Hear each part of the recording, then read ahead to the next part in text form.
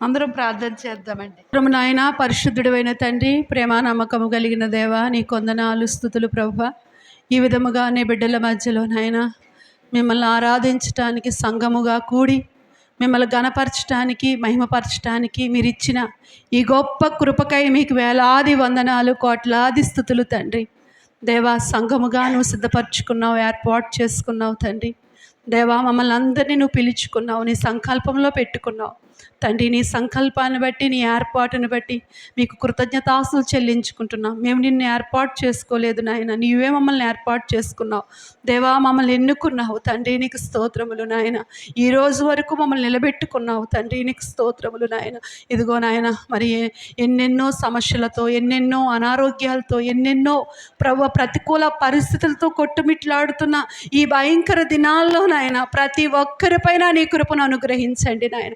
ప్రతి ఒక్కరూ నాయన నీ రక్షణ బట్టి ఆనందిస్తూ దేవా నీవు ఉన్నావనే ధైర్యముతో ముందుకు సాగిపోయేటట్లుగా ప్రతి బిడ్డని మీరు బలపరచమని ప్రభువా, కడవరకు నిన్ను కొనియాడి కీర్తించినట్లుగా మా యొక్క హృదయాల్ని, మా యొక్క మనసుల్ని సిద్ధపరచమని, సంఘముగా నీలో ఒక అవయవముగా మేము ఉండినట్లుగా మమ్మల్ని ఆశీర్వదించమని, బిడ్డలందరినీ మీరు బలపరచమని, మా ముందున్న సమయాన్ని హస్తాలకు అప్పగించుకుంటుండగా మీరే తోడై నడిపించమని యేసు నామములో ప్రార్థిస్తున్నాను తండ్రి, ఆమేన్. దేవునికి స్తోత్రాలు. అలాగే మరి కుడి అన్న మీ అందరికీ హృదయపూర్వక వందనాలండి. అందరూ బాగున్నారా? అందరూ బాగున్నారా? హల్లెలూయా, హల్లెలూయా. దేవుడు ఈ విధంగా మరి ఈ యొక్క ఆరాధనలో మనందరం ఉండడానికి దేవుడు మనల్ని ఈ విధంగా నడిపించినందుకై మరొకసారి ఆయన నామానికి మహిమ కలుగును గాక. హల్లెలూయా, హల్లెలూయా. మరి కొద్ది నిమిషాలు దేవుని యొక్క మాటల్ని జాగ్రత్తగా విందాం. ఎందుకు అంటే దేవుడు మరి తన యొక్క మాటల చేత మన మనసుల్ని కట్టే దేవుడై ఉన్నాడు. దేవుని మాటలు మన మనసుల్ని కడుతూ ఉంటాయి, మన బ్రతుకుల్ని బాగు చేస్తూ ఉంటాయి. ఆయన మాటలు ఎప్పుడైతే మా హృదయంలో వెల్లడవుతూ ఉంటాయో అవి తెలివి లేని వారికి తెలివిని, తర్వాత నీ వాక్యము వెల్లడి అగుటతోడనే వెలుగు కలుగును. అవి తెలివి లేని వారికి తెలివియు, ఏవండి, జ్ఞానం లేని వారికి జ్ఞానమును అనుగ్రహిస్తాయి అన్నట్టుగా మరి సామెతల గ్రంథంలో అనుకుంటా మాట వ్రాస్తూ ఉంటాడు. కాబట్టి దేవుని వాక్యము మన హృదయాల్లో వెల్లడి అవ్వాలి. చాలాసార్లు మనము మరి క్రైస్తవ జీవితం జీవిస్తాం, కానీ వాక్యానికి దూరంగా బ్రతికేస్తూ ఉంటాం. వాక్యము మరి మన హృదయాల్లోనికి రానివ్వం. పేరుకి క్రైస్తవుడిగా ఉంటాం, వాక్యంలో మాత్రం మరి దూరంగా ఉంటున్నాం. చాలాసార్లు వాక్యానికి దూరం అయిపోతున్నాం కాబట్టి మరి దేవునికి కూడా దూరం అయిపోతున్న పరిస్థితులు మన జీవితాల్లో కలుగుతూ ఉన్నాయి. ఈరోజు దేవుని యొక్క వాక్యంలో నుంచి మరి మనందరము జాగ్రత్తగా వింటే మరి పరిశుద్ధత కలిగి ఉండుట, పరిశుద్ధత కలిగి ఉండుట, పరిశుద్ధత ద్వారా దేవుడు మనకిచ్చే లాభాలు, పరిశుద్ధత ద్వారా దేవుడు మనకిచ్చే ప్రయోజనాలు, పరిశుద్ధత ద్వారా దేవుడు మనకిచ్చే ఆశీర్వాదాలు. దేవుని స్తోత్రం. మరి మనం పరిశుద్ధత కలిగి ఉంటే దేవుడు ఎలాంటి ఆశీర్వాదాలని దేవుడు మనకిస్తాడు అనేది మరి కొద్ది నిమిషాలు మరి దేవుని వాక్యాన్ని జాగ్రత్తగా మీ మనసులు ఎటు తొలగిపోకుండా, మరి బాడీ ఇక్కడ ఉంది కానీ చాలాసార్లు మనసులు ఎక్కడెక్కడో తిరుగుతూ ఉంటాయి. కాబట్టి మీ మనసులు ఎక్కడ తిరగకుండా మరి దేవుని యొక్క సన్నిధిలో మీ మనసు ఉన్నట్లయితే దేవుడు తప్పనిసరిగా మాట్లాడతాడు. దేవుని స్తోత్రం. దేవుని వాక్కు జీవము కలిగింది, దేవుని వాక్కు సజీవమైనది. కాబట్టి సజీవమైన ఆ వాక్కు, జీవము కలిగిన ఆ వాక్కు దేవుడు నీ హృదయంలోనికి పంపించాలని, నీ జీవితంలో మరి ఆశీర్వాదాలు ఇవ్వాలని దేవుడు కోరుకుంటున్నాడు. హల్లెలూయా, హల్లెలూయా. కాబట్టి జాగ్రత్తగా దేవుని వాక్యాన్ని విందాం. మనందరికీ తెలిసిన 2-3 మాటలు మీకు జ్ఞాపకం చేసి అప్పుడు దేవుని వాక్యంలోకి వెళదాం. మనము ఒకప్పుడు మానవుడు ఒకప్పుడు పరిశుద్ధుడు కాడు, ఏమండి, పరిశుద్ధతకు దూరం అయిపోయాడు. దేవుడు ప్రారంభంలో ఆదామును మరి నిర్మించినప్పుడు ఆదాముని పరిశుద్ధుడిగా నిర్మించాడు. పరిశుద్ధతను ఆదాములో చూడాలని ఆశించాడు. కానీ ఆజ్ఞను అతిక్రమించటం వల్ల ఆదాము అవ్వలో ఉన్న పరిశుద్ధతను వారు కోల్పోయారు. అయితే మరలా ఆ పరిశుద్ధతను మరి ఈ భూమి మీద ఉన్న మనుషుడికి ఇవ్వాలని ప్రభువైన యేసుక్రీస్తు ఈ లోకానికి వచ్చి ఈ లోకంలో ఆయన 33.5 సంవత్సరాలు జీవించి పాపి అయిన మనుషుణ్ణి పరిశుద్ధుడిగా చేయటానికి ఆయన రక్తం అంతా కూడా ఆ సిలువలో కార్చి ఉన్నాడు. దేవుని స్తోత్రం. ఆయన యజ్ఞమై యాగమై బలియాగమైంది. ఎందుకు అంటే పాపిగా ఉన్న మనుషుణ్ణి పరిశుద్ధుడిగా చేయటానికి. దేవుని స్తోత్రం. అందుకే క్రీస్తు రక్తము ప్రతి పాపమును కడిగి ఏం చేస్తుందంట? పరిశుద్ధులుగా పవిత్రులుగా చేస్తుంది అన్నాడు. కాబట్టి ఆయన రక్తము చేత మనందరినీ కూడా కడిగి విమోచింపచేసి ఉన్నాడు. దేవుని స్తోత్రం. ఇక్కడ కూర్చున్న మన అందరినీ కూడా ఒకప్పుడు పాపులము మనము, ఇప్పుడు మనల్ని ఎలా చేశాడు ఆయన? చెప్పండి, ఎలా చేశాడు? పరిశుద్ధులుగా చేశాడు. పరిశుద్ధులుగా మన సొంతంగా స్వతహాగా ఏదో చేసి మనం పరిశుద్ధులం కాలేదు. మరి ఆయన రక్తము చేత మనల్ని కడిగి విమోచింపచేసి మనల్ని పరిశుద్ధులుగా చేశాడు. దేవుని స్తోత్రం.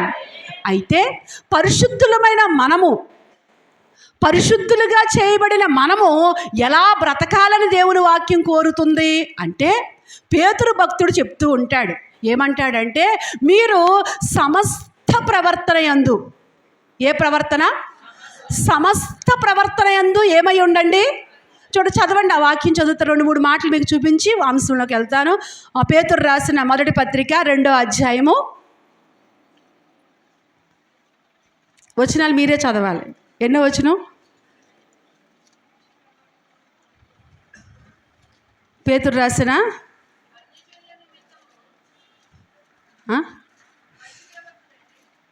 సమస్త ప్రవర్తన యందు అని ఉంటుంది కదా. పేతురు రాసిన మొదటి పత్రికలోనే ఉంటుంది. చూస్తాను లేకపోతే. 17వ వచనం, మొదటి అధ్యాయము 17 కాదు 16. నేను పరిశుద్ధుడనై ఉన్నాను గనుక మీరును పరిశుద్ధులై ఉండుడని రాయబడి ఉన్నది కాగా మీరు విధేయులకు పిల్లలై మీ పూర్వపు అజ్ఞాన దశలో మీకుండిన ఆశలను విసర్జించి అనుసరించి ప్రవర్తింపక మిమ్మల్ని పిలిచిన వాడు పరిశుద్ధుడై ఉన్న ప్రకారం. మిమ్మల్ని పిలిచిన వాడు ఎవరంటండి? మన అందరినీ పిలిచిన వాడు ఎవరు? పరిశుద్ధుడు. పాపుల్లో చేరక ప్రత్యేకమైన వాడు. లోకములో ఎంతోమంది దేవుళ్ళుగా కొలబడుతున్న వారు కోటాను కోట్ల మంది ఉన్నారు. కానీ ఎవరిలో లేని పరిశుద్ధత ప్రభువైన యేసు క్రీస్తులో కలిగి ఉన్నాడు. దేవుని స్తోత్రం. ఈనాడు ప్రపంచానికి ఏమండి ఆయనలో ఉన్న గొప్పతనం ఏది అంటే పరిశుద్ధత. ప్రపంచంలో దేవుడుగా కొనియాడబడటానికి ఆయనలో ఉన్న గొప్ప లక్షణం ఏంటి అంటే పరిశుద్ధత. దేవుని స్తోత్రం. ఏమండి, పరిశుద్ధుడు. నేను పరిశుద్ధుడనై ఉన్న ప్రకారము మీరు ఏమై ఉండండి? సమస్త ప్రవర్తన యందు ఏమై ఉండి? పరిశుద్ధులై ఉండు. ఉందా మాట అక్కడ? ఏమండి, సమస్త ప్రవర్తన యందు ఏమై ఉండాలంట? పరిశుద్ధులై ఉండు. ఈ పరిశుద్ధత ఏమండి అనేది ఎన్నటన్నటికీ కూడా ఏమండి మార్పు లేనిది. చూడండి, కీర్తన గ్రంథంలో 93వ కీర్తనలో కూడా 5వ వచనం చదవండి. 5వ వచనం 5వ వచనం చదవండి. 93:5. త్వరగా 4 మాటలు తీసి నేను అంశంలోకి వెళ్తాను. నీ శాసనములు ఎన్నడూ తొలగిపోవు యెహోవా. ఎన్నటెన్నటికి పరిశుద్ధతయే నీ మందిరమునకు అనుకూలము. దేవుని స్తోత్రం. ఇప్పుడు మన అందరము దేవుని మందిరమై ఉన్నాం. ఏమండి, సంఘమై ఉన్నాం. సంఘమైన మన అందరము ఏమండి ఏమై ఉండాలి అంటే పరిశుద్ధత కలిగిన వారై ఉండాలి. ఎన్నటెన్నటికి అంటే కాలాలు మారినా, యుగాలు మారినా, తరాలు మారినా, ఎన్నటెన్నటికీ కూడా ఏవండి నీ యొక్క మందిరానికి ఏది అనుకూలము? పరిశుద్ధతయే అనుకూలము. దేవుని స్తోత్రం. అందుకే తెసలోనికి రాసిన పత్రికలో ఏమంటాడంటే 3వ అధ్యాయంలో అంటాడు కదా, మీరు పరిశుద్ధులు అగుటయే దేవుని చిత్తం. ఏమండి, పరిశుద్ధంగా మీ మీ ఘటములను ఎట్లు కాపాడుకొనవలనో ఎరిగి ఉండుటయే అన్నాడా? మొదటి దశలోని చూడండి, చదవండి. ఎన్నో వచనం అది? 3వ అధ్యాయంలో ఉంటుంది కదా.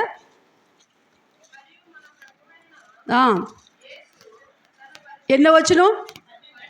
12వ వచనం.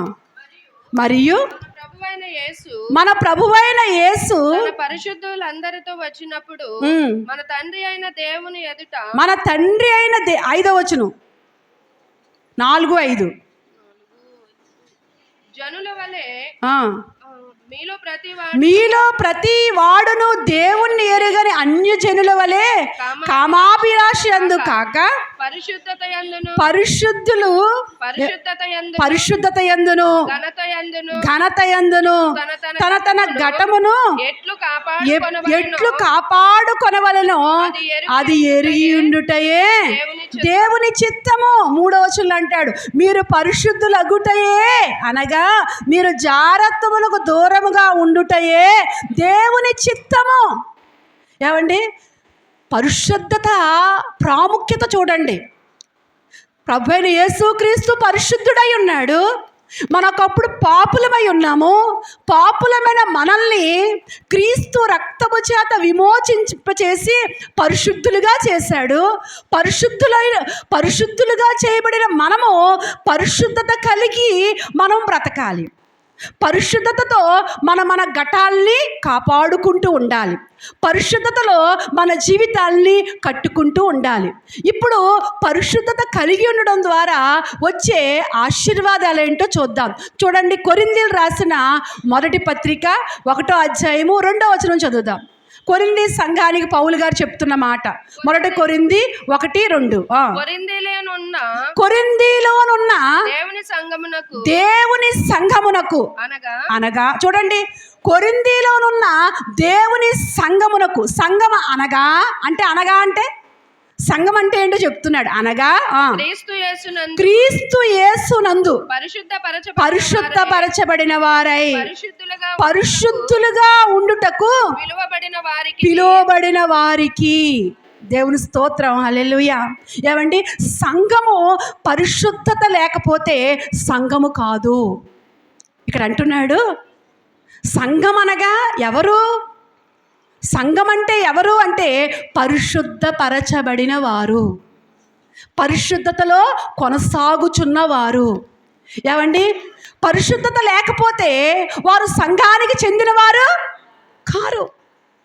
ఏమండి, మనం సార్వత్రిక సంఘములో ఒకనిగా ఉండాలి అంటే మనలో పరిశుద్ధత, దేవుడు మనకిచ్చిన ఆ పరిశుద్ధతను కాపాడుకుంటూ ఉండాలి. ఎప్పుడైతే ఆ పరిశుద్ధతలో ఉంటామో అప్పుడు సంఘముగా పిలువబడతాం. దేవుని స్తోత్రం. ఏమండి, సంఘములో ఎంతోమంది ప్రవాహంలాగా జనం ఉండొచ్చు. ఏమండి, సంఘములో ఎన్నో కార్యకలాపాలు కలిగి ఉండొచ్చు. కానీ పరిశుద్ధత లేకపోతే ప్రభు ఏమండి ఉండడు. ఆయన కోరుకునేది ఏంటంటే, ఆయన మందిరంలో కోరుకునేది ఏంటంటే ఎన్నటెన్నటికీ కూడా పరిశుద్ధతయే అనుకూలం. పరిశుద్ధతను కోరుకుంటున్నాడు. ఇక్కడ పరిశుద్ధులుగా ఉండుటకు పిలిచాడంట. ఏమండి, పరిశుద్ధులుగా ఉండుటకు సంఘముగా మనల్ని పిలిచాడు. మనందరము కూడా ఇప్పుడు పరిశుద్ధులుగా ఏమండి మన దేహాన్ని కాపాడుకోవాలి, మన కుటుంబాల్ని కాపాడుకోవాలి. మన దేహములో పరిశుద్ధత కలిగి ఉండాలి, మన కుటుంబాల్లో ఏం కలిగి ఉండాలి? పరిశుద్ధత కలిగి ఉండాలి. పరిశుద్ధ గ్రంథంలో ఒక సంఘటన మీకు చెప్తాను. యెషయా గ్రంథము 6వ అధ్యాయములో కొన్ని వచనాలు మీకు చూపిస్తాను. యెషయా గ్రంథము 6వ అధ్యాయము 8వ వచనం చదవండి. అప్పుడు నేను ఎవరిని పంపెదను మా నిమిత్తము ఎవరు పోవునని ప్రభు సెలవీయగా చాలండి. ఇక్కడ నేను అవసరమైనప్పుడు చదువు తిరిగాని. ఇక్కడ మనం ఈ యెషయా గ్రంథంలో చూసినప్పుడు ఉజ్జియా మృతి నొందిన సంవత్సరంలో యెషయా ఒక దర్శనం చూస్తున్నాడు. ఆ దర్శనంలో ఏమండి ఏం చూస్తున్నాడు అంటే అత్యున్నత సింహాసనం పైన దేవుడు ఆసీనుడై ఉన్నాడంట. ఏమండి ఆసీనుడైన ప్రభువుని ఎలా కొనియాడుతున్నారంట? పరిశుద్ధుడు పరిశుద్ధుడు యెహోవా పరిశుద్ధుడు. ఏమండి ఈ విధంగానే గాన ప్రతిగానాలు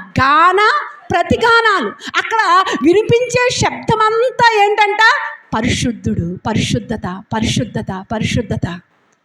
ఏమండి పరిశుద్ధత కలిగి ఉండడం వల్ల ఎన్ని ఆశీర్వాదాలో బైబిల్ గ్రంథం చెప్తుంది. అయితే మనం ఏ రంగాల్లో పరిశుద్ధత కలిగి ఉండాలి, ఏ రంగాల్లో మనం పరిశుద్ధతను కాపాడుకోవాలి అంటే 3 చెప్తాను.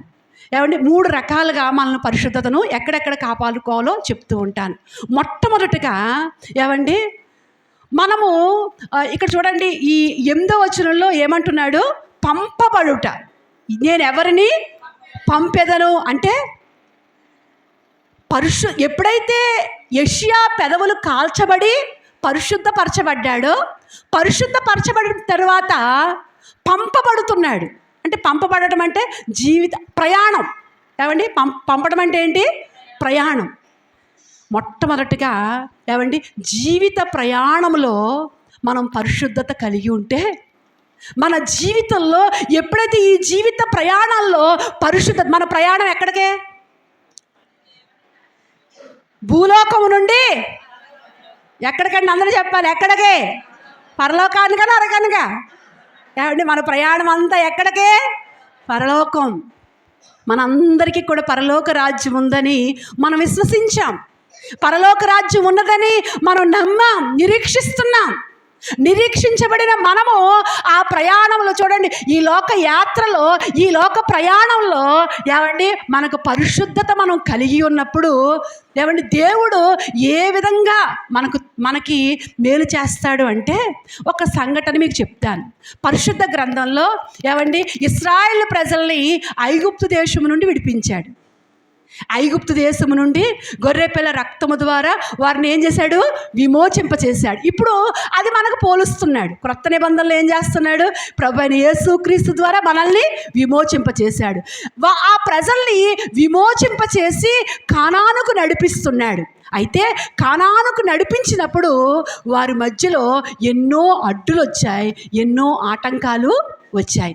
అయితే వాళ్ళు అడ్డు వచ్చినప్పుడు, ఆటంకం వచ్చినప్పుడు దేవుడు వారితో చెప్తున్న మాట ఏంటి అంటే చదువుదాం. చూడండి, యెహోషువ గ్రంథం 3వ అధ్యాయము 1వ వచనం చదవండి. యెహోషువ గ్రంథం 3వ అధ్యాయము 1వ వచనం. యెహోషువ వేకువనే లేచినప్పుడు షిత్తీము నుండి బయలుదేరి యొర్దానుకు వచ్చి అక్కడ నిలిచిరి. 3 దినములైన తరువాత 5వ వచనం కూడా చదవండి. 5వ వచనం. మరియు యెహోషువ నేడు యెహోవా మీ మధ్య అద్భుత కార్యములు చేయును గనుక మిమ్మల్ని మీరు పరిశుద్ధపరుచుకొనుడి. దేవుని స్తోత్రం, హల్లెలూయా. ఏమండి ఇక్కడ ఏమంటున్నాడు? ఇదిగో మిమ్మల్ని మీరు ఏం చేయండి? అద్భుత కార్యములు మీ మధ్య ఆయన దిగువ రాబోతున్నాడు. ఎవరు? దేవాది దేవుడు ఎక్కడికి రాబోతున్నాడు? మీ మధ్యకు దిగి రాబోతున్నాడు. దిగి మీ మధ్య అద్భుత కార్యములు చేయబోతున్నాడు. దేవుని స్తోత్రం. ఇప్పుడు ఆయన దిగి రావాలంటే ఏం కావాలి? అక్కడ పరిశుద్ధత కావాలి. మిమ్మల్ని మీరు ఏం చేసుకోండి? పరిశుద్ధపరచుకోండి. పరిశుద్ధత లేకపోతే నేను మీతో పాటు రాను అన్నాడా?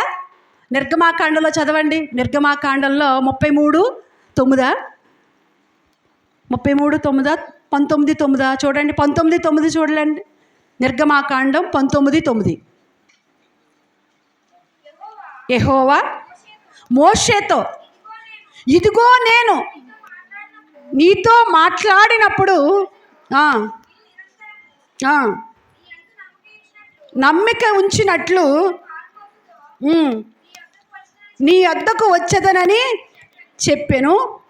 మోషే ప్రజల మాటలు యెహోవాతో చెప్పగా యెహోవా మోషేతో, నీ ప్రజల యొద్దకు వెళ్ళు, నేడును రేపును వారిని పరిశుద్ధపరచుము. దేవుని స్తోత్రం. ఏమండి, పరిశుద్ధత లేకపోతే ఆయన దిగి రాడంట. ఎప్పుడైతే పరిశుద్ధత కలిగి ఉంటారో, ఏమండి, పరిశుద్ధత కలిగినప్పుడు దేవుడు మనకిచ్చే ఆశీర్వాదాలు ఏంటంటే, అక్కడ అంటాడు, ఇదిగో ఆయన దిగి వస్తాడు, ఆయన దిగి వచ్చి మీకు తోడుగా ఉంటాడు. నిజమే, పరిశుద్ధత ఎవరైతే కలిగి ఉంటారో వారికి దేవుడు తోడై ఉంటాడు. దేవుని స్తోత్రం. హల్లెలూయా. ప్రవర్తనలో పరిశుద్ధత కాపాడుకుంటే, జీవితంలో పరిశుద్ధత కాపాడుకుంటే, తలంపుల్లో, ఊహల్లో, మాటల్లో, ఏమండి, మన యొక్క ప్రవర్తనలో పరిశుద్ధతను కాపాడుకుంటే దేవుడు ఏమై ఉంటాడు? తోడై ఉంటాడు. నువ్వెక్కడికి వెళ్ళినా దేవుడు నీకు తోడుగా ఉంటాడు. మోషేతో చెప్తాడు, ఈ ప్రజలు లోబడట్లేదు, ఈ ప్రజలు ఎన్నిసార్లు చెప్పినా ఏం చేయట్లేదు, నా మాటకు లోబడట్లేదు, నా మాట వినట్లేదు, కాబట్టి నేను రాను, మీరు వెళ్ళిపోండి, మీరు వెళ్ళండి, మీరు ఆ పాలు తేళ్లు ప్రవహించే దేశం మీరు వెళ్ళండి, నేను మీతో పాటు రాను అన్నాడు. 33 అధ్యాయం చదవండి, నిర్గమాకాండ 33:1 ఇట్లా నేను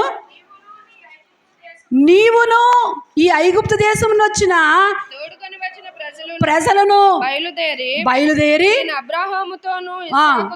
అబ్రహాముతోను ఇస్సాకుతోను యాకోబుతోను ప్రమాణం చేసిన నీ సంతానమునకు నిశ్చేతనని చెప్పిన పాలు తేనెలు ప్రవహించు దేశమునకు లేచిపోండి.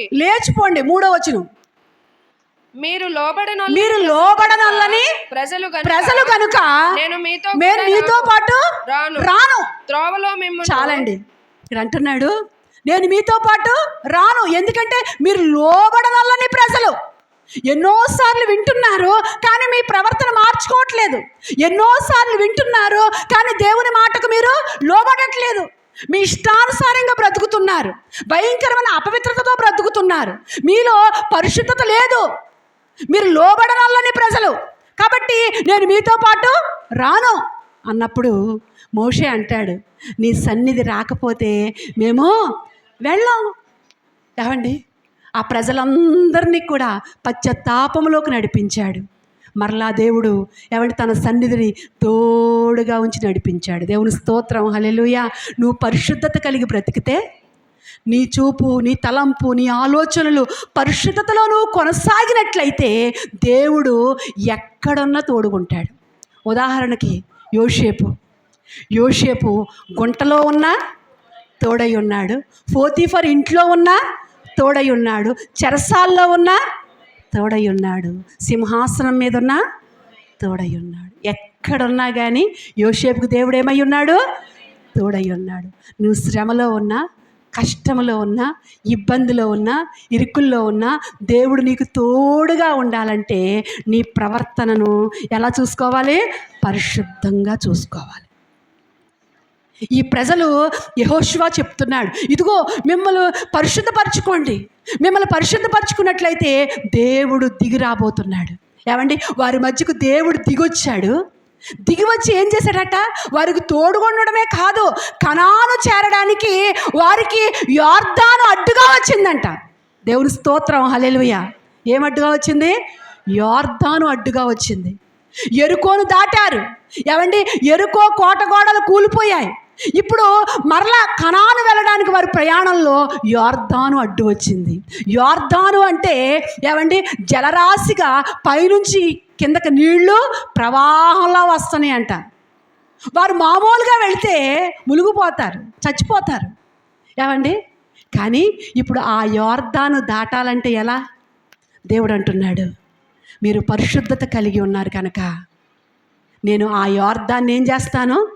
యాజకులంట ఆ నీటిలో అడుగు పెట్టగానే ఏమైపోయినాయి అంటండి? ప్రవహించే నీళ్ళంట ఆగిపోయాయి. ఆ నేలంట ఎలా అయిపోయింది? ఎర్ర సముద్రంలో ఎలాగైతే ఆరిన నేలగా మారిపోయిందో ఇప్పుడు యోర్దాను కూడా ఏమండి అలాగా యాజకుల యొక్క కాళ్ళు మందసం భుజం మీద పట్టుకుని యాజకులు అడుగు పెట్టినప్పుడంట ఆ యోర్దాన్ అంతా కూడా ఆరిన నేలలాగా అయిపోయిందంట. దేవుని స్తోత్రం, హల్లెలూయా. చూడండి, వారికి అడ్డుగా వచ్చిన యోర్దాన్ని ఏం చేశాడు? ఏమండి, అడ్డుగా వచ్చిన యోర్దాన్ని తొలగించాడు. నిజమే, మనం పరిశుద్ధత కలిగి బ్రతికితే, పరిశుద్ధతను కాపాడుకోగలిగితే ఈ లోక యాత్రలో మనల్ని ఆపడానికి ఎన్నో ఆటంకాలు వస్తాయి. మన భక్తి జీవితాన్ని ఆపడానికి, మనము పరలోక రాజ్యం చేరకుండా ఈ లోకంలో ఎన్నెన్నో మనల్ని అడ్డుకుంటూ ఉంటాయి. ఈ అడ్డుకున్న ఈ పరిస్థితులన్నిటినీ కూడా అధిగమించాలి అంటే పరిశుద్ధతను కాపాడుకోవాలి. దేవుని స్తోత్రం, హల్లెలూయా. నువ్వు పరిశుద్ధతను కాపాడుకోగలిగితే నీకున్న ప్రతి అడ్డంకును కూడా దేవుడు ఏం చేస్తాడు? తొలగిస్తాడు. ప్రతి ఆటంకాన్ని కూడా దేవుడు తొలగిస్తాడండి. వీళ్ళకి ఆటంకం, ఆ ఆటంకం తొలగించటం మనుషుల వల్ల కాదు. కొన్నిసార్లు మనుషుల వల్ల కాదు కొన్ని కార్యాలు, అవి దేవుడే చెయ్యాలి. దేవుని స్తోత్రం, హల్లెలూయా. డబ్బు వల్ల, మనుషుల వల్ల, డాక్టర్ల వల్ల జరగవు. కొన్ని కార్యాలు దేవుడే చెయ్యాలి. ఇప్పుడు యోర్దాను యొక్క అడ్డును తొలగించాలంటే దేవుడే అక్కడ సహాయం చేయాలి. ఏమండి, దేవుడే అద్భుతం చెయ్యాలి. వారు పరిశుద్ధపరచబడ్డారు. దేవుడు అడ్డును ఏం చేశాడు? తొలగించేశాడు. దేవుని స్తోత్రం, హల్లెలూయా. ఇంకా ఏం చేశాడు అంటే 3వ అధ్యాయం యెహోషువ గ్రంథంలో 5వ వచనం కూడా చదవండి. 5వ వచనం. మరియు యెహోషువ మీ మధ్య ఏ కార్యాలంట? అద్భుత కార్యాలు. దేవుని స్తోత్రం, హల్లెలూయా. ఏమండి, ఏ కార్యాలు? అద్భుత కార్యాలు. నిజమే, వారి మధ్య దేవుడు అద్భుత కార్యాలు జరిగించాడు. మన కుటుంబాల్లో కూడా దేవుడు అద్భుత కార్యాలు జరిగించాలంటే ఏమండి, మన యొక్క జీవిత ప్రయాణంలో అద్భుత కార్యాలు జరగాలంటే మనలో ఉన్న అపవిత్రతను ఏం చేయాలి? కడుక్కుంటూ ఉండాలి. అందుకని అంటాడు, ఏమండి, అటువలే క్రీస్తు కూడా సంఘమును ప్రేమించి ఏమండి ఏం చేశాడంట? అది ముడతైనను మచ్చైనను కళంకమైనను లేక పవిత్రమైన దానిగాను పరిశుద్ధమైన దానిగాను ఏమండి ఆయన ఎదుట నిలవబెట్టుకునే వాళ్ళని ఏం చేస్తున్నాడంట? వాక్యముతో ఉదక స్నానము చేస్తున్నాడంట. ఎప్పటికప్పుడు దేవుని వాక్యముతో నువ్వు కడగబడాలి. దేవుని స్తోత్రం, హల్లెలూయా. ఏం చేయాలండి? కడుక్కుంటూ ఉండాలి వాక్యముతో. ఏమండి, నీలో ఉన్న అపవిత్రత అనే మురికిని వదిలించుకుంటూ ఉండాలి ప్రతిరోజు కూడా. అందుకని అంటాడు, తన్ను తాను విమర్శ చేసుకునేవాడు ఎక్కడికి రాడంట? తీర్పులోనికి రాడంట. ఉదయం నుంచి నువ్వు రాత్రి వరకు చేసే నీలో అపవిత్రమైన కార్యాల గురించి ఎప్పుడైనా నిన్ను నీవు విమర్శ చేసుకున్నావా? ఏమండి, వాక్యము ద్వారా నిన్ను నీవు కడుక్కున్న అనుభవాలు నీలో ఉన్నాయా? వాక్యము ద్వారా దేవుడు మాట్లాడతాడండి. నీవు దేవుని వాక్యాన్ని చదివే క్రమము నువ్వు కలిగి ఉంటే దేవుడు తన వాక్కు ద్వారా మాట్లాడతాడు. నీలో ఉన్న అపవిత్రతను నీవు గుర్తించేటట్లుగా చేస్తాడు. దేవుని స్తోత్రం, హల్లెలూయా. కాబట్టి దేవుని వాక్యమనే ఏమండి ఆ యొక్క నీళ్లు చేతంట, వాక్యము చేతంట ఏ స్నానం అంట? ఉదక స్నానం చేయబడాలి. ఎప్పటికప్పుడు వాక్యము చేత నువ్వు కడగబడాలి. ఎప్పుడైతే అలా కడగబడిన అనుభవం నీలో ఉంటుందో అప్పుడు నీ జీవిత ప్రయాణంలో దేవుడు ఏమై ఉంటాడు? తోడై ఉంటాడు. రెండవదిగా ఏమండి, నీకున్న ప్రతి ఆటంకాన్ని తొలగిస్తాడు. అద్భుత కార్యాలు నీ జీవితంలో చేస్తాడు. హల్లెలూయా. రెండవదిగా ఏమండి, మొట్టమొదటిగా మన జీవిత ప్రయాణంలో ఏం కలిగి ఉండాలి? పరిశుద్ధత కలిగి ఉండాలి. రెండవదిగా మన వ్యక్తిగత జీవితంలో ఏం కలిగి ఉండాలి? పరిశుద్ధత కలిగి ఉండాలి.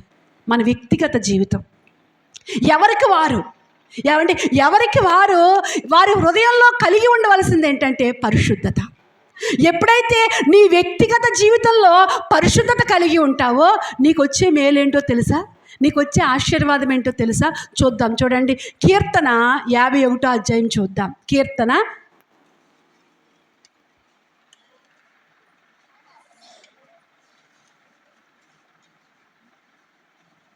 3వ వచనం. నా అతిక్రమములు నాకు తెలిసే ఉన్నవి, నా పాపం ఎల్లప్పుడూ. చూడండి, ఈ యొక్క 51వ కీర్తన అంతా కూడా తాను పాపిని అని గ్రహించిన తర్వాత రచించిన కీర్తన. ఇది వ్యక్తిగత జీవితంలో పరిశుద్ధతను కోల్పోయిన భక్తుని అనుభవం. ఇది 51వ అధ్యాయం అంతా కూడా ఏమండి దావీదు భక్తుని అనుభవం. ఏమండి పరిశుద్ధుని హృదయ వేదనలో ఉన్న అంగలార్పు ఈ యొక్క కీర్తనలో మనకి చూస్తాం. తిరిగి ఎలాగైతే పరిశుద్ధతను పొందుకున్నాడో, ఏమండి తన హృదయంతో పరిశుద్ధత కొరకు ఎలా కేకలు వేశాడో ఈ అధ్యాయంలో చక్కగా రాస్తూ ఉంటాడు. మరలా చదువుదాం, ఇందాక చదివిన వచ్చిన చదువుదాం. నా అతిక్రమములు నాకు తెలిసే ఉన్నవి, నా పాపములు ఎల్లప్పుడూ ఎక్కడ ఉన్నాయంట? ఒంటరిగా ఉన్నప్పుడు చేశాడు కదా. ఎవరికి తెలియదు అనుకున్నాడు. కానీ ఎప్పుడైతే దేవుడు గద్దించాడో వెంటనే తన అతిక్రమాన్ని తన ముందు పెట్టుకున్నాడు, తన పాపాన్ని తన ముందు పెట్టుకున్నాడు. తన ముందు తన అతిక్రమాన్ని పెట్టుకుని, తన పాపాన్ని పెట్టుకుని ఎంత పశ్చాత్తాపడుతున్నాడంటే, ఎంత ఏడుస్తున్నాడు అంటే, ఏమండి ఆయన ఏడుపు కంట పొడుపే ఏమైపోయిందంట? తేలిపోయిందంట. అంత ఏడుస్తున్నాడండి. ఎప్పుడైనా నీ అతిక్రమమును బట్టి, నీ పాపమును బట్టి పశ్చాత్తాపడ్డావా? నిజంగా ఆయన పశ్చాత్తాపముతో పరిశుద్ధతలోనికి వచ్చాడు. ఆయనలో ఉన్న అపవిత్రత అంతా కూడా కన్నీటితో ప్రార్థన చేసి కడుక్కున్నాడు. కడగబడిన అనుభవంలోకి వచ్చాడు. ఎప్పుడైతే ఆయనలో ఉన్న పాపం అంతా కడుక్కున్నాడో, కడగబడిన అనుభవంలోకి వచ్చాడో, అప్పుడు ఏమండి మరలా దేవుడు అంటున్నాడు, దావీదు నా ఇష్టానుసారుడైన మనుష్యుడు. దేవుని స్తోత్రం, హల్లెలూయా. ఏమండి నిజంగా ఆయన అపవిత్రతలో ఉన్నప్పుడంట ఏం కోల్పోయాడంట? పరిశుద్ధత లేనప్పుడు ఆయన ఏం కోల్పోయాడు అంటే, చూడండి 7వ వచనం చదువు. 7వ వచనం. నేను పవిత్రుడగునట్లు ఇస్సోపుతో నన్ను పరిహరించుము, హిమము కంటెను తెల్లగా ఉండునట్లు కడుగుము. 8వ వచనం. ఉత్సాహ సంతోషములు నాకు వినిపింపుము. చూడండి, మొట్టమొదటిగా పరిశుద్ధత లేకపోతే ఆనందానికి దూరం అయిపోతాం, సంతోషానికి దూరం అయిపోతాం. మనలో పరిశుద్ధత లేకపోతే ఏమండి దేనికి దూరం అయిపోతాం? ఆనందానికి, సంతోషానికి దూరం అయిపోతాం. నిజంగా మనల్ని పరిశుద్ధులుగా చేసింది ఎందుకు అంటే, ఎల్లప్పుడూ కూడా ప్రభువునందు ఆనందించాలని. దేవుని స్తోత్రం. ప్రభువునందు ఏం చేయాలి? ఆనందించాలి. 12వ వచనంలో, అదే అధ్యాయంలో 12వ వచనం చదవండి. నీ రక్షణ ఆనందమును మరలా పుట్టించుము. దేవుని స్తోత్రం. ఏమండి రక్షణలో ఏముందంట? ఆనందం ఉంది. రక్షణలో ఏముంది? అందరూ చెప్పండి, ఏముందమ్మా? ఆనందం ఉంది. మరి రక్షింపబడిన నీవు ఆనందంతో ఉన్నావా? రక్షింపబడిన నీవు సంతోషంతో ఉన్నావా? సంతోషం లేదు, ఆనందం లేదు. బైబిల్ అంటుంది దుష్టులకు నెమ్మది ఉండదు అంటున్నాడు. నెమ్మది లేని జీవితం జీవిస్తున్నావా? సంతోషం లేని జీవితం జీవిస్తున్నావా? ఆనందానికి దూరంగా ఉన్నావా? అయితే నీలో ఏదో అపవిత్రత ఉంది. నీలో ఏముంది? అపవిత్రత ఉంది. ప్రభు దగ్గర కడుగబడిన అనుభవంలోకి రావాలి. ప్రభు దగ్గర నీవు కడగబడాలి.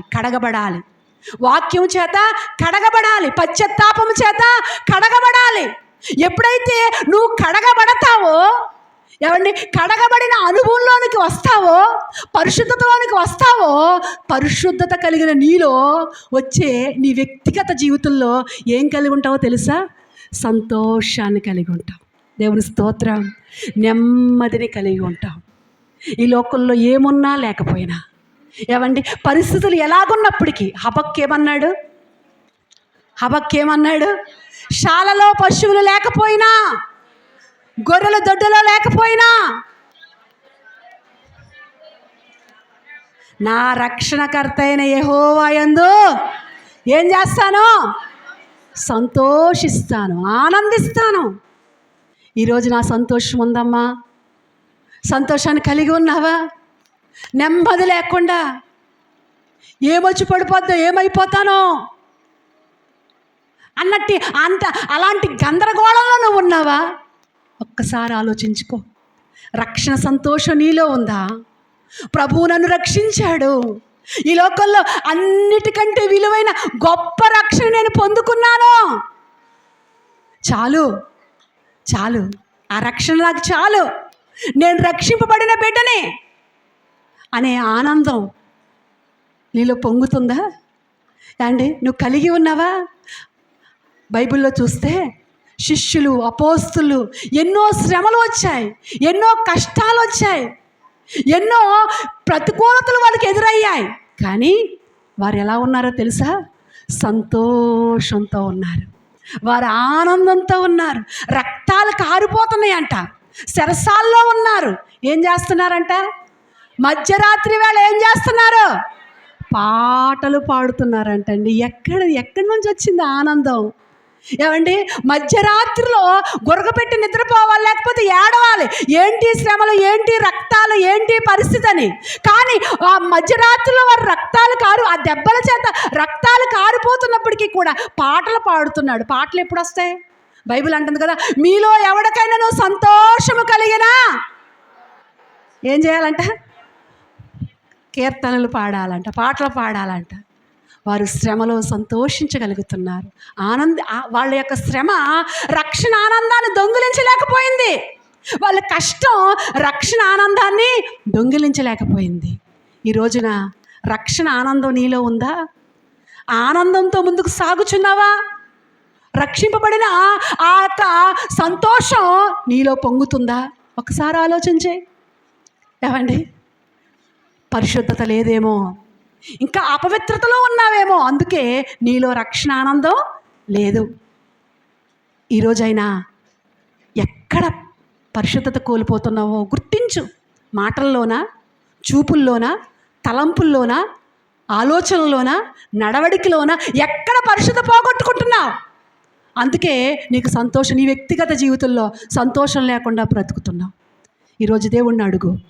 మొట్టమొదటిగా అపవిత్రతలో ఉన్నట్టి వారు సంతోషాన్ని కోల్పోతారు. పవిత్రత కలిగిన వారు సంతోషాన్ని కలిగి ఉంటారు. రెండవదిగా పరిశుద్ధత కలిగి ఉంటే కలిగే లాభం ఏంటో చూడండి. అదే అధ్యాయంలో 8వ వచనం చదవండి. 8వ వచనం, ఉత్సాహ సంతోషములు నాకు వినిపింపుము, అప్పుడు నీవు విరిచిన ఎముకలు హర్షించును. చూడండి, రెండవదిగా ఏమండి, ఈయన ఏం పోగొట్టుకున్నాడు? అపవిత్రత. ఎప్పుడైతే పరిశుద్ధతను పోగొట్టుకున్నాడో, అపవిత్రుడు అయిపోయాడో, అపవిత్రతకు ఎప్పుడైతే చోటిచ్చాడో, ఏమండి, రెండవది ఏంటంటే ఆరోగ్యాన్ని పోగొట్టుకున్నాడు. ఏం పోగొట్టుకున్నాడండి? ఆరోగ్యాన్ని పోగొట్టుకున్నాడు. చూడండి, కీర్తన గ్రంథంలోనే దావీదు చెప్తున్న మాటే 38:3 చదవండి. 38:3, కీర్తన 38:3. నీ కోపాగ్ని వలన నాకు ఆరోగ్యము, నా శరీరమును విడిచిపోయాను. 7వ వచనం కూడా, నా నడుము తాపముతో నిండి ఉన్నది. 10వ వచనం, నా గుండె కొట్టుకొనుచున్నది. చూడండి, ఇక్కడ అంటున్నాడు, నా పాపము చేత నాలో నా ఆరోగ్యం ఏమైపోయింది? నన్ను విడిచి వెళ్ళిపోయింది. నా ఆరోగ్యం పాడైపోయింది. నా గుండె కొట్టుకుంటుంది. నా నడుము తాపముతో నిండిపోయింది. నేను బలహీనుడని అయిపోయాను. నేను ఆరోగ్యం చెడిపోయిన వాడిని అయిపోయాను. ఏమండి, దేన్ని బట్టి అంట? పరిశుద్ధత లేకపోవడాన్ని బట్టి, అపవిత్రతను బట్టి ఆరోగ్యం పోయిందంట. ఆరోగ్యాన్ని కోల్పోయాడు. ఏమండి, నేను చెప్పే మాట, ఆరోగ్యం లేనట్టు వారందరూ అపవిత్రులని చెప్పట్లేదు. ఎందుకంటే యోబు ఆరోగ్యం కోల్పోయింది, కానీ దేవుడు పరీక్షకి అనుమతించాడు. పౌలు శరీరంలో బలహీనుడయ్యాడు. దేవుడు అన్నాడు ముళ్ళు అన్నాడు. ఏమండి, అయితే ముళ్ళును బట్టి బలహీనత ఉండొచ్చు, పరీక్షను బట్టి బలహీనతలు ఉండొచ్చు, కానీ పాపాన్ని బట్టి కూడా, అపవిత్రతను బట్టి కూడా అనారోగ్యం వస్తుందంట. అపవిత్రతలో బ్రతికితే ఆ అనారోగ్య పరిస్థితిలోకి వెళ్ళిపోతారంట. ఏమంటే దావీదు అంటున్నాడు, నా పాపమును బట్టి ఆరోగ్యాన్ని కోల్పోయినయ్యా 9 నెలలు. ఏమండి దావీదంట 9 నెలలు భయంకరమైన బలహీనతతో బాధపడ్డాడంట. ఎప్పుడైతే మరలా పశ్చాత్తాపడ్డాడో, ఎప్పుడైతే కన్నీరు కార్చాడో, ఎప్పుడైతే తన అపవిత్రతను కడుక్కున్నాడో, దేవుడు మరలా ఆరోగ్యం ఇచ్చాడంట. దేవుని స్తోత్రం, హల్లెలూయా. నిజమే. పక్షవాయువు గలవాడిని యేసుప్రభు దగ్గర తీసుకొచ్చారు. యేసుప్రభు దగ్గర తీసుకొచ్చినప్పుడు యేసుప్రభు ఏమనాలి? వీడు స్వస్థత నొందును గాక అనాలి కదా. ఏమన్నాడు మరి? మార్కు సువార్తలో చదవండి, 2వ అధ్యాయం అనుకుంటున్నా, 3వ వచనమా, 2:3 చదవండి త్వరగా.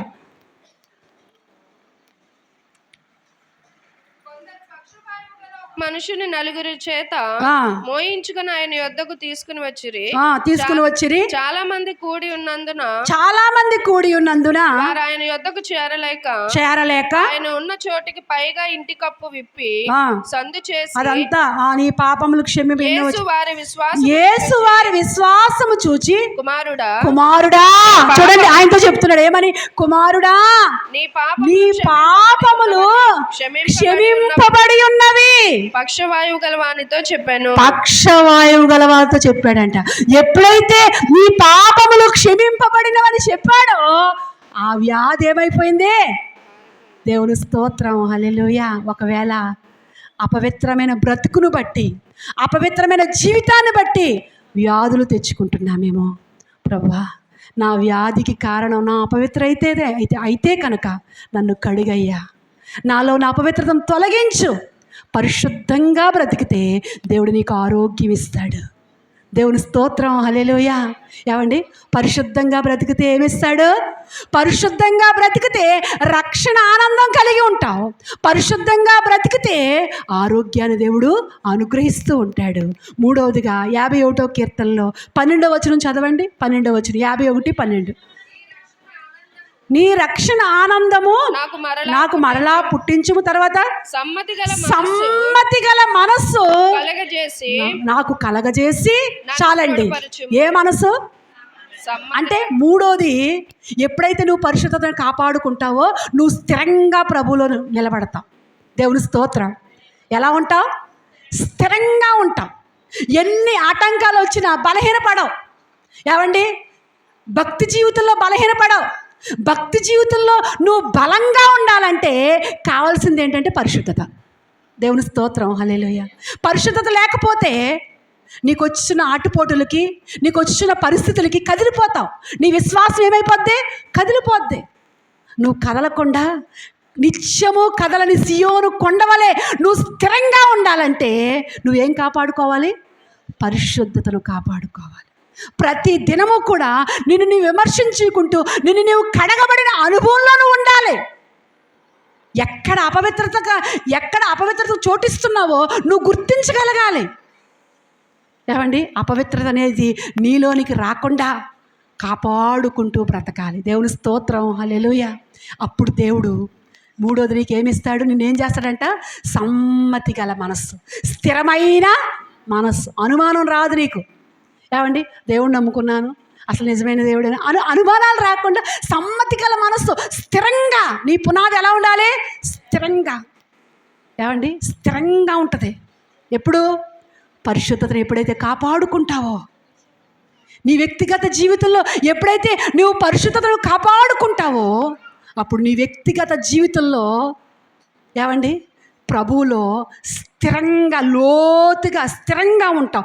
బండ మీద కట్టబడిన ఇల్లులా ఉంటావు. వానొచ్చినా, వరదలు వచ్చినా, గాలి వచ్చినా నీ పునాది ఎలా ఉంటుంది? స్థిరంగా ఉంటుంది. అలాంటి సమ్మతి గల మనస్సు నువ్వు కలిగి ఉండాలంటే నీలో ఉండవలసిందేంటి? పరిశుద్ధత. పరిశుద్ధత. అదే 51వ వచనం, ఇంకా కిందకి చదువుదాం. 14వ వచనం చదవండి. 14వ వచనం. దేవా, నా రక్షణకర్తయగు దేవా, నా రక్షణకర్తయగు దేవా, రక్త అపరాధము నుండి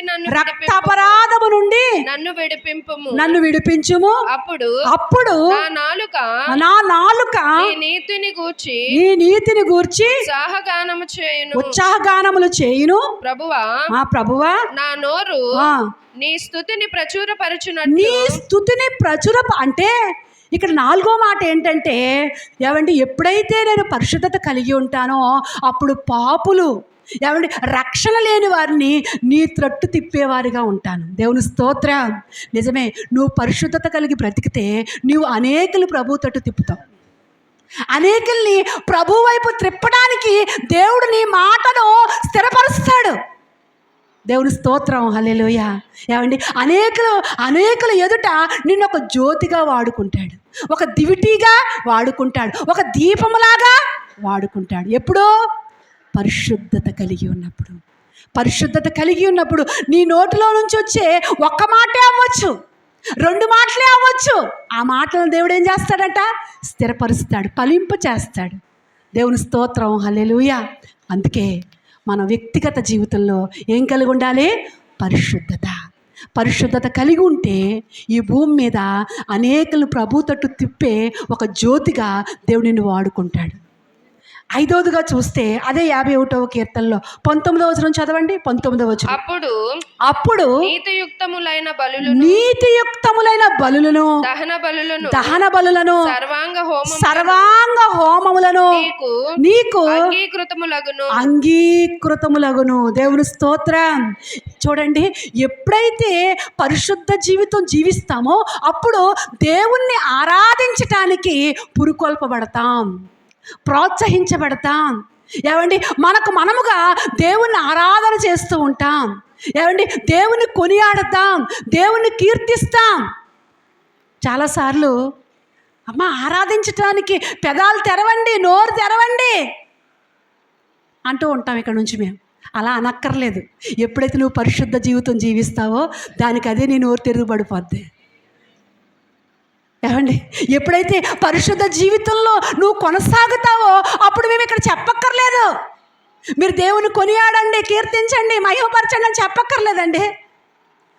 ఎవరికి వారుగా దేవుని ఆరాధన చేస్తూ ఉంటాం.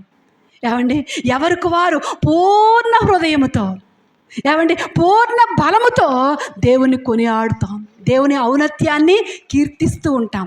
ఎప్పుడు? పరిశుద్ధత కలిగినప్పుడు. కాబట్టి నీ వ్యక్తిగత జీవితంలో పరిశుద్ధత కలిగి ఉంటే ఇన్ని ఆశీర్వాదాలు ఉన్నాయి. దేవుని స్తోత్రం. హల్లెలూయా. మొదటిది ఏంటి? రక్షణ, ఆనందం. రెండవది ఏంటి? ఆరోగ్యం. ఏమండి, మూడోది ఏంటి? ఏమండి, రెండోది ఆరోగ్యం, మూడోది ఏంటండి? మనల్ని స్థిరపరుస్తాడు. నాలుగోది ఏంటి? ఏమండి, మనం ఒక మాట చెప్పినా ఇతరులకి ఫలింపుగా ఉంటుంది.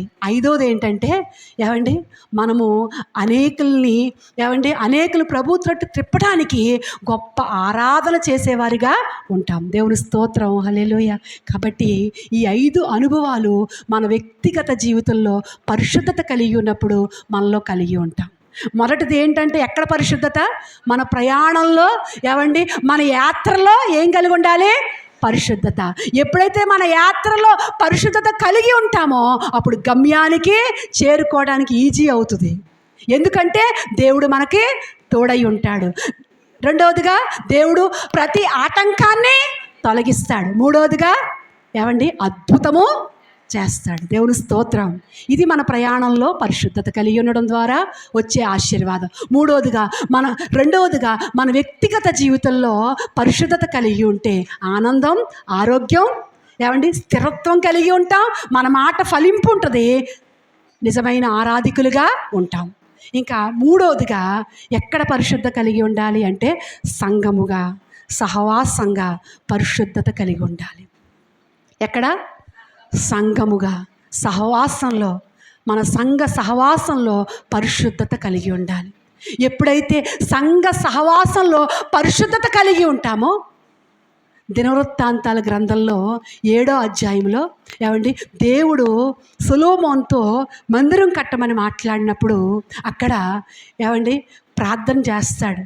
ఎవరైతే వారి పాపములు ఒప్పుకొని నా పేరు పెట్టబడిన నా జనులు తమ్ము తాము తగ్గించుకుని ప్రార్థన చేసి నన్ను వెదకి తమ చెడు మార్గములు విడిచిపెడతారో ఆకాశమునందుండి నేను వారి ప్రార్థనలు విని వారి పాపములు క్షమించి వారి దేశమును స్వస్థపరచుదును. దేవుని స్తోత్రం, హల్లెలూయా. చూడండి, చెడు మార్గాలు విడిచిపెడితే అంటే ఎవరైతే పాపములు విడిచిపెడతారో, ఎవరైతే చెడు మార్గములు విడిచిపెడతారో ఆ సంఘములోనంట ఎవరుంటారంట?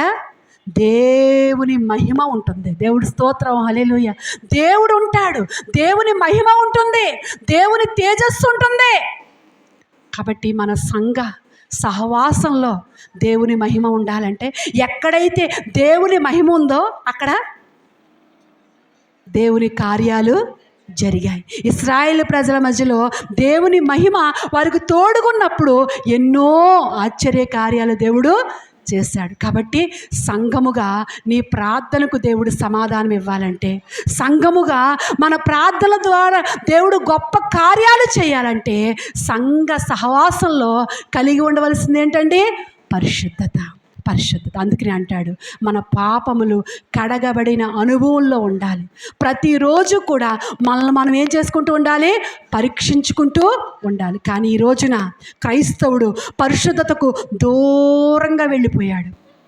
ఏమండి, పరిశుద్ధత కొరకు ఆలోచనే లేదు, పరిశుద్ధంగా బ్రతకాలనే ఆ ప్రయత్నమే లేదు.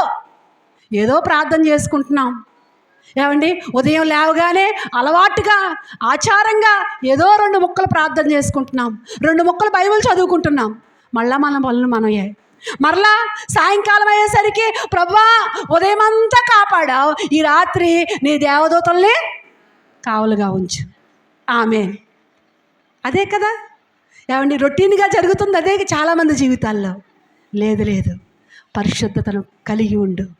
దేవుడు నీకు పరిశుద్ధత ఇచ్చాడు. పాపి అయిన నిన్ను పరిశుద్ధతలోకి నడిపించాడు. ఆ పరిశుద్ధతను కాపాడుకో. దినమంతా నువ్వేం చేస్తున్నావో నిన్ను నువ్వు పరీక్షించుకో. నీ నోట ఉంటే ఎన్ని బూతులు మాట్లాడుతున్నావు? బూతు మాట మాట్లాడినప్పుడల్లా అపవిత్రతలోకి వెళ్ళిపోతున్నావు. ఏమండి, ఎన్ని చెడు చూపులు చూస్తున్నావు? ఏమండి, ఎన్ని చెడ్డే చూస్తున్నావు? నీ కళ్ళతో నవ్వుకుంటున్నావు. ఏమండి, వాటిని చూసి నువ్వెంతో ఆనందించాలనుకుంటున్నావు. అందుకే రక్షణ ఆనందం లేదు. ఏ ఆనందం లేదు? పేరు మాత్రం ఉంది రక్షించబడ్డామని. అన్నీ బాధలే, అన్నీ సమస్యలే, అన్నీ ఇరుకులే, అన్నీ ఇబ్బందులే. నెమ్మది లేదు. ప్రభువు నమ్ముకున్న నెమ్మది లేదు. కారణం ఏంటో తెలుసా? పరిశుద్ధత లోపించింది. ఎక్కడ అపవిత్రంగా బ్రతుకుతున్నావు? అడుగు ప్రభువుని. నీ మనస్సాక్షి దేవుని ప్రతినిధి. నీ మనస్సాక్షినికి చెప్తుంది. ఏమండి, దేవుడు నీ మనస్సాక్షి ద్వారా మాట్లాడతాడు. నువ్వు ఎక్కడ అపవిత్రమైన జీవితం జీవిస్తున్నావో, దేని ద్వారా నీ పవిత్రతను చెడగొట్టుకుంటున్నావో దేవుడు చెప్తాడు. నువ్వు అడిగితే, నీ మనస్సాక్షిని అడిగితే నీ మనస్సాక్షి చెప్తుంది. దానికి లోబడు. నీ మనస్సాక్షికి లోబడు, దేవునికి లోబడు. ఇశ్రాయేలు ప్రజల్లాగా లోబడలని ప్రజలు అన్నట్టుగా బ్రతకొద్దు. బ్రతికితే కోరి నష్టాలు తెచ్చుకుంటాం, కోరి కష్టాలు తెచ్చుకుంటాం. కాబట్టి జాగ్రత్తగా బ్రతుకు. ఎన్నటెన్నటికీ కూడా ఆయన మందిరానికి ఏంటంటే అనుకూలత? పరిశుద్ధతయే. పరిశుద్ధులగుటకే దేవుడు మనల్ని పిలిచాడు. పరిశుద్ధులుగా బ్రతకటమే దేవుని చిత్తం. దేవుని చిత్తం జరిగించేవాడు నిరంతరము నిలుస్తున్నాడు. నేటి కాలంలో పరిశుద్ధత అడుగంటిపోయే పరిస్థితులు. కుటుంబాల్లో పరిశుద్ధత లేదు. ఏమండి, కుటుంబాల్లో ఉదయం లేచిన దగ్గర నుంచి రాత్రి పడుకునే వరకు కూడా టీవీ శబ్దాలతో రకరకాల అపవిత్రమైన పాటలు, అపవిత్రమైన మాటలు అవే నచ్చుతున్నాయి. లోకం అదే జరుగుకుంటుంది, క్రైస్తవుడు కూడా అదే. అందుకే ఈ రోజున ఒకప్పుడు జరిగిన కార్యాలు ఇప్పుడు చూడలేకపోతున్నాడు. ఒకప్పుడున్న ప్రార్థనా శక్తి ఇప్పుడు కరువైపోయింది. ఎందుకు అంటే బ్రతుకులో, కుటుంబాల్లో ఏం దూరం అయిపోయింది? పరిశుద్ధత దూరం అయిపోయింది. పరిశుద్ధత దూరం అయిపోయింది. అపవిత్రమైన బ్రతుకుల్లో, అపవిత్రత ఉన్న చోట ప్రభు ఉండలేడు. నేను రాను, మీతో పాటు రాను అన్నాడు మోషేతో. ఎందుకని? లోబడట్లేదు, మీరు మార్చుకోవట్లేదు, దిద్దుకోవట్లేదు. ఈరోజు పరీక్షించుకో, నీ కుటుంబాన్ని పరీక్షించుకో, నువ్వు పరీక్షించుకో. నీ ప్రయాణంలో ప్రభు ఉన్నాడా? నీ వ్యక్తిగత జీవితంలో ప్రభు ఉన్నాడా? సంఘ సహవాసంలో ప్రభు ఉన్నాడా? ప్రభుకు చోటిచ్చేవారిగా ఉన్నామా? పాపములతో కొట్టబడిన స్త్రీ ప్రభు దగ్గరికి వచ్చినప్పుడు అంటున్నాడు, అమ్మ నిన్ను క్షమించాను, ఇక నుంచి పాపం చేయకు, పాపంలో బ్రతకొద్దు, పరిశుద్ధంగా బ్రతుకు. మనందరినీ కోరుకునేది ఏంటంటే పరిశుద్ధంగా బ్రతకండి, పరిశుద్ధంగా బ్రతకండి. పరిశుద్ధంగా బ్రతికితే ఎక్కడున్నా కానీ దేవుడు మనకేమై ఉంటాడు? తోడై ఉంటాడు. మన ప్రయాణం అంతటిలో దేవుడు తోడై ఉండి గమ్యానికి చేరుస్తాడు. అట్టి కృప దేవుడు మనందరికీ అనుగ్రహించును గాక. ఆమేన్. ప్రార్థన చేసుకుందామండి. పవిత్రంగా ఉన్నాయో నన్ను విడిపించు నాయనా, నన్ను క్షమించు నాయనా.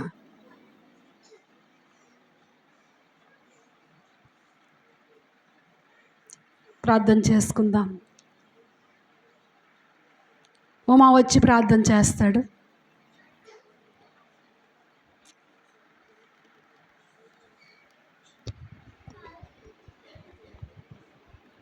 ప్రార్థన చేసుకుందామండి.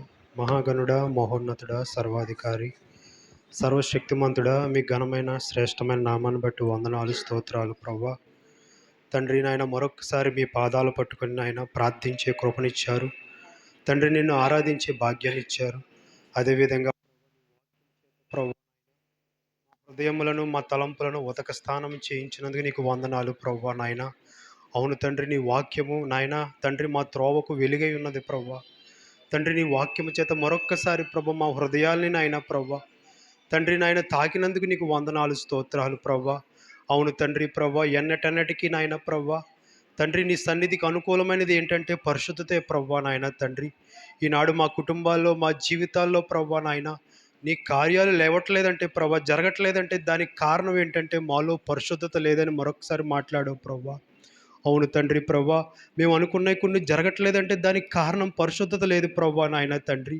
అవి మాకు ఆటంకంగా ఉండడానికి కారణం తండ్రి మాలో ఉన్న పాపమే ప్రభా నాయన. అది చూప తలంప అని నువ్వు మాట్లాడావు ప్రభా, అది నీకు తెలిసే ఉన్నదంటున్నావు ప్రభా నాయన. అవును తండ్రి, మా హృదయాన్ని మేము గ్రహిస్తున్నాం ప్రభా నాయన. మా తలంపులు మాకు తెలిసే ఉన్నవి నాయన తండ్రి, మా పాపములు మా ఎదుటి ఉన్నవి ప్రభా నాయన. అందుకే మరొక్కసారి నువ్వు మాట్లాడావు ప్రభా నాయన. మీ పాపములు మీకు తెలిసే ఉన్నవి కనుక వాటిని ఒప్పుకొని విడిచిపెట్టండి అంటున్నావు ప్రభా నాయన తండ్రి. అలా విడిచిపెట్టే హృదయాన్ని మాకు దయచేయండి ప్రభా నాయన తండ్రి. మా హృదయం ఈ లోకానుసారంగా బండమారిపోయినట్లుగా కాదు ప్రభా నాయన. ఈ లోకంలో పాపములు ఉన్న మమ్మల్ని రక్షించుకున్నావు ప్రభా నాయన తండ్రి. నీ సన్నిధిలో మమ్మల్ని పరిశుద్ధపరిచావు ప్రభా నాయన. నీ రక్తం ఇచ్చి మమ్మల్ని కొనుక్కున్నావు ప్రభా నాయన. పాపంలో ఉన్న మమ్మల్ని పరిశుద్ధులుగా చేసావు తండ్రి ప్రభా. ఈ పరిశుద్ధులతో కొనసాగవలసిన పరిస్థితి మాది ప్రభా నాయన తండ్రి. మమ్మల్ని మేము పరిశుద్ధపరచుకోలేం ప్రభా నాయన తండ్రి. బంగారం ఇచ్చో, వెండి ఇచ్చో నాయన తండ్రి, ఏదో ఇచ్చి మమ్మల్ని మేము పరిశుద్ధపరచుకోలేం ప్రభా నాయన.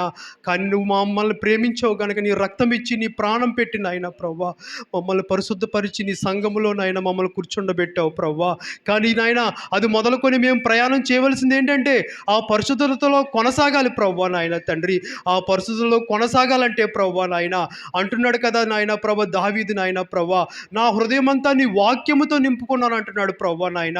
ఈనాడు నీ వాక్యం మా హృదయంలో లేకపోవటం వల్లే ప్రభా నాయన బలహీన పడిపోతున్నాం తండ్రి ప్రభా. అందుకే మరొక్కసారి నీ వాక్యము చేత ప్రభా నాయన మమ్మల్ని ఉతక స్నానం చేపించినందుకు నీకు వందనాలు ప్రభా నాయన. ఇవి విని విడిచిపెడితే ప్రయోజనం లేదు కానీ ప్రభా తండ్రి మాలో ఒక ఆలోచన పుట్టాలి ప్రభా నాయన. అవును, మా జీవితంలో ఏది పాపం ఉందని ప్రభా నాయన, నా తలంపుల్లో నా హృదయంలో ఏది పాపం ఉందని ప్రభా నాయన అది మాకు తెలిసే ఉన్నది కనుక ప్రభా తండ్రి నాయన ఇంటికి వెళ్ళి తలుపు వేసుకొని ప్రభా నాయన నీ పాదాల యొద్ద ప్రభా కూర్చొని ప్రభా నాయన తండ్రి నాయన ప్రార్థించే అనుభవం మాకు దయచేయండి ప్రభా నాయన. అవును తండ్రి, ఈనాడు మా జీవితాల్లో బలహీనంగా ఉంటున్నామంటే ప్రభా తండ్రి అవి కొన్ని పాపాల వల్లే ప్రభా నాయన. ఎందుకంటే పాపం ఉన్న చోట నేను ఉన్నంటున్నావు ప్రభా నాయన. నేను మీతో రాను అంటున్నావు ప్రభా నాయన. అవును తండ్రి, మాలో బలహీనత ఉందంటే మా జీవితాలు ఎక్కడ వేసిన గొంగలు అక్కడే ఉన్నాయంటే దానికి కారణం తండ్రి మూలం నాయన పాపమే ప్రభా నాయన తండ్రి. ఆ పాపం మాకు తెలిసే ఉంది కానీ దాన్ని ఏముందులే నువ్వు విడిచిపెడతలేదు ప్రభా నాయన తండ్రి. అవును ప్రభు, ఈరోజు మరొక్కసారి నువ్వు మాట్లాడావు ప్రభా నాయన. అది ఏదైనప్పటికీ ప్రభా ఒప్పుకోండి, విడిచిపెట్టండి, నేను కనికరిస్తానంటున్నావు ప్రభా నాయన. నువ్వు కనికరించే గొప్ప దేవుడు నాయన. నువ్వు ప్రేమామయుడు ప్రభా నాయన. నువ్వెప్పుడు మమ్మల్ని విడిచిపెట్టలేదు ప్రభా నాయన. మేమే ఎన్నోసార్లు నిన్ను విడిచిపెట్టాం ప్రభా, నీకు దూరంగా వెళ్ళిపోయాం ప్రభా, లోకంలో పడిపోయాం ప్రభా. అయినా సరే నువ్వు ఒకసారి నా తలుపు నాయన తండ్రి నువ్వు నా హృదయం అనే తలుపు దగ్గర తడుతున్నావు ప్రభా నాయన. ఒప్పుకో బాబు అంటున్నావు తండ్రి ప్రభా. ఒప్పుకునే మనసు మాకు దయచేయండి ప్రభా నాయన. ఎదుటి వారిని చూసుకొని మమ్మల్ని మేము పర్లేదులే అనుకుంటే మేము అలాగే ఉంటాం ప్రభా నాయన. అందుకే ప్రభా ఎప్పటికప్పుడు నాయన మమ్మల్ని మేము విమర్శించుకునే మనసు మాకు దయచేయండి ప్రభా నాయన. ఎందుకంటే నాయన మా హృదయం మాకు తెలుసు నాయన, మా తలంపులు మాకు తెలుసు నాయన ప్రభా, మా ఆలోచనలు మాకు తెలుసు నాయన, మా క్రియలు మాకు తెలుసు ప్రభా నాయన. తండ్రి ఒంటరిగా ఉన్నప్పుడు మేము ఎలా ఉంటున్నాము, ఏమి చూస్తున్నాము, ఏం ఆలోచిస్తున్నాం ప్రభా, అవి మాకు తెలిసే ఉన్నవి ప్రభా నాయన. అందుకే నువ్వు అంటున్నావు ప్రభా నాయన, నీ పాపములు నీకు తెలిసే ఉన్నవి కనుక అవి ఒప్పుకోమంటున్నావు ప్రభా నాయన. ఒప్పుకునే మనసు మాకు దయచేయండి నాయన. ఒప్పుకోలుకునే తండ్రి అటువంటి మనసు నాయన నీవే మాకు దయచేయి ప్రభా నాయన. బలహీనులం తండ్రి ప్రభా, నీ పాదాలు పట్టుకొని అడుగుతున్నాం నాయన. నీ సన్నిధిలో ఉన్నాం ప్రభా నాయన. ప్రభా నీకు వందనాలు, స్తోత్రాలు. బలహీనమైన మమ్మల్ని తండ్రి మరొక్కసారి నీ వాక్యం చేత బలపరిచినందుకు వందనాలు ప్రభా నాయన. మా జీవితాలు పరిశుద్ధపరచుకోమంటున్నావు ప్రభా. మా జీవితం పరిశుద్ధంగా ఉంటే తండ్రి సియోను కొండవలే స్థిరంగా ఉంటుంది ప్రభా నాయన తండ్రి. అది వ్యాధి అయినా, బాధ అయినా తండ్రి, సమస్య అయినా, ఇరుకైనా, ఇబ్బంది అయినా, ఎన్ని రకాల శ్రమలు వచ్చినప్పటికీ కూడా ప్రభా మా ఆనందం, మా రక్షణ ఆనందాన్ని ఏది తొలగించలేదు ప్రభా నాయన తండ్రి. అవును ప్రభా, ఈనాడు బలహీనతలు వచ్చినా తండ్రి, సమస్య వచ్చినా భయపడిపోతున్నావు అంటే దానికి కారణం నాయన నీలో పరిశుద్ధత లేదమ్మా అంటున్నావు. ఎందుకంటే పరిశుద్ధత లేని కాడ నువ్వు ఉండవు ప్రభా. నువ్వు లేని చోట మేము ఉన్నా ఏంటి ప్రయోజనం ప్రభా నాయన. అందుకే నీకు నాయన చోటిచ్చేవారుగా ఉండాలంటే మొదటగా మా జీవితాన్ని పరిశుద్ధపరుచుకునే కృపను దయచేయండి ప్రభా. మా పాపములు ఒప్పుకొని నీ పాదాల యొద్ద కన్నీరు కార్చి ప్రార్థించే ఆ మనసు కూడా మీరే మాకు దయచేసి మమ్మల్ని బలపరచమని తండ్రి విన్న మాటలు ప్రతి ఒక్క హృదయంలో ఫలింపు దయచేయండి ప్రభా నాయన. మా కుటుంబాల్ని, మా జీవితాల్ని ప్రభా ఎప్పటికప్పుడు పరిశుద్ధపరచుకునే మనసు దయచేయండి ప్రభా. అవును తండ్రి, ఉదయాన్నే లేచి ప్రార్థన చేసుకోవడం, బైబిల్ చదవడం, సాయంత్రం కుటుంబ ప్రార్థనే కాదు ప్రభా. మా కుటుంబాల్లో ఏది నాయన ప్రభా తండ్రి నీకు అనుకూలంగా లేదో ప్రభా అది మాకు తెలిసే ఉంది ప్రభా. దాన్ని మేము తొలగించుకునే మనసు మాకు దయచేయమని దావీదు ఎలా అయితే ప్రభా తను ప్రతి ఒక్కటి నీకు ఒప్పుకున్నాడో ప్రభా తండ్రి నాయన ప్రభా. అందుకే దావీదు నా ఇష్టానుసరుడైన మనసుని సాక్ష్యం పొందుకున్నాడు ప్రభా. మేము కూడా అటువంటి సాక్ష్యాన్ని పొందుకునే మనసు మాకు దయచేయమని మమ్మల్ని మరొక్కసారి ప్రభా తండ్రి నాయన మీ కృపలో జ్ఞాపకం చేసుకుని నీ మాటలు ప్రభా మా జీవితాల్లో ఫలింపు దయచేసి పరిశుద్ధ ఆత్మ తండ్రి నీ కార్యము జరిగించమని ప్రతి బిడ్డను మీ చేతులుగా అప్పగిస్తుండగా మీరే కృపను చూపించి, దయ చూపించి సహాయము చేయమని యేసు పరిశుద్ధ నామమున ప్రార్థించి స్తుతించి అడిగి వేడుకొనుచున్నాను పరమ తండ్రి. ఆమేన్. నాయన ఈ యొక్క ఆరాధన అంతటిలో మీరు తోడై ఉన్నారు. అందుని బట్టి కృతజ్ఞతాసు చెల్లించుకుంటున్నాం తండ్రి. దేవా నీ వాక్యాన్ని మా ముందు పెట్టి ఉన్నారు. నిజమే, మమ్మల్ని పరిశుద్ధపరిచి పరిశుద్ధులుగా ఉండటానికి మమ్మల్ని పిలిచి ఉన్నానని ప్రభువా. ఇదిగో తండ్రి, సంఘం అనగా పరిశుద్ధుల యొక్క సముదాయం అని ప్రభువా. ఇదిగో మా పరిశుద్ధతను ఎలా కాపాడుకోవాలో, పరిశుద్ధతను కాపాడుకుంటే మాకు ఇచ్చే ఆశీర్వాదాలు ఏంటో ఎన్నో విషయాలు మా ముందు పెట్టారు తండ్రి. నీ కొందనాలు. నిజమే, ప్రతిదినము మమ్మల్ని మేము పరీక్షించుకుంటూ నీ వాక్యాన్ని దగ్గరికి వచ్చి మేము ప్రభువా నీ వాక్యం చేత కడగబడిన అనుభవంలో ఉండటానికి దావీదు వలె ప్రభువా పశ్చాత్తాపం జీవితంతో మా జీవితాలు పచ్చగా మార్చబడినట్లుగా బిడ్డలందరినీ మీరు ఆశీర్వదించండి. ఎటువంటి అపవిత్రత ఉన్నప్పటికీ కూడా ఎవరికి వారు పరీక్షించుకుని నీ వద్ద విడిచిపెట్టి ప్రభా నాయన ఇదిగో ప్రభా పరిశుద్ధతలో ఉన్న ఆశీర్వాదాలు ప్రతి ఒక్కరు పొందుకున్నట్లుగా ప్రతి బిడ్డని మీరు దీవించమని, కుటుంబాలన్నిటినీ మీరు బలపరచమని. ఎంతోమంది ఎన్నో సమస్యలతో వచ్చారు, ఎన్నో అనారోగ్యాలతో ఉన్నారు, ఎన్నో ఇబ్బందులతో ఉన్నారు. ప్రతి కుటుంబంలో కూడా నీ కార్యాలు జరిగించుకో తండ్రి. నీకు స్తోత్రములు ప్రభువా. ఇదిగో నాయన మరి అమ్మ జీవాల అల్లుడు గారి విషయంలో ప్రార్థన చేస్తున్నాం తండ్రి. మరి ఆ బిడ్డ విషయంలో తను ఇంతవరకు సహాయం చేస్తాం. ఆ రిపోర్ట్ విషయంలో కూడా ఎటువంటి గలిబిలి లేకుండా మీరే కనికరించండి ప్రభా. అలాగే ఇదిగో నాయన మరి కరుణ కొరకు ప్రార్థిస్తున్నాను. రేపు మరి హాస్పిటల్లో అడ్మిట్ చేస్తూ ఉంటుండగా చక్కని అందమైన బిడ్డను దయచేయి ప్రభా. నీ చిత్తమైతే తేలికైన ప్రసవం దయచేయండి. పుష్ప విషయంలో మీరు ఎంతో సహాయం చేశారు. ఇంకా బిడ్డకు సంపూర్ణ ఆరోగ్యం ఇవ్వండి తండ్రి. అలాగే అన్నమ్మ గారి పట్ల కూడా నాయన మీరు స్వస్థత దయచేయండి ప్రభా. అలాగే నాయన ఇదిగో కృష్ణవేణి గారి జ్ఞాపకం చేసుకో. ఆ కిడ్నీలో ఉన్న రాళ్ళ విషయంలో ప్రభా మీరు స్వస్థత దయచేయండి. తన భర్తలో ఉన్న బలహీనతను స్వస్థపరచండి ప్రభా. అలాగే తండ్రి మరి కొంతమంది ప్రభు బిడ్డల బలహీనతతో బాధపడుతున్నారు. ఇది మస్తానమ్మ కొరకు ప్రార్థిస్తున్నాను. ఆ బిడ్డను కూడా మీరు స్వస్థపరచండి, ఆరోగ్యంతో నింపండి.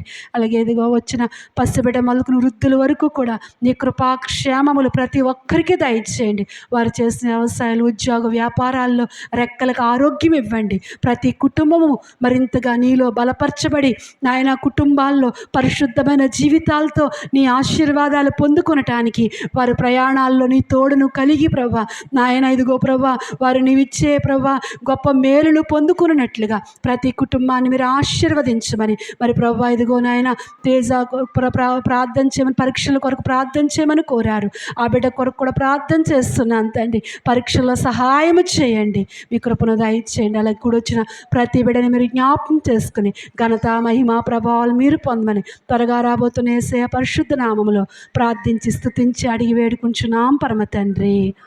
ఆమెన్. దేవుని ప్రేమ, కుమారుని యొక్క యేసుక్రీస్తు కృప, పరిశుద్ధాత్మ కన్యన సహవాసం ఎప్పుడు ఎల్లప్పుడూ కూడిన మనకును ఇరులోక పరిశుద్ధులకును సదాకాలము తోడై కడవరకు నడిపించి ఆదరించునుగాక. ఆమెన్. ఆమెన్. అందరికీ వందనాలండి. వందనాలు.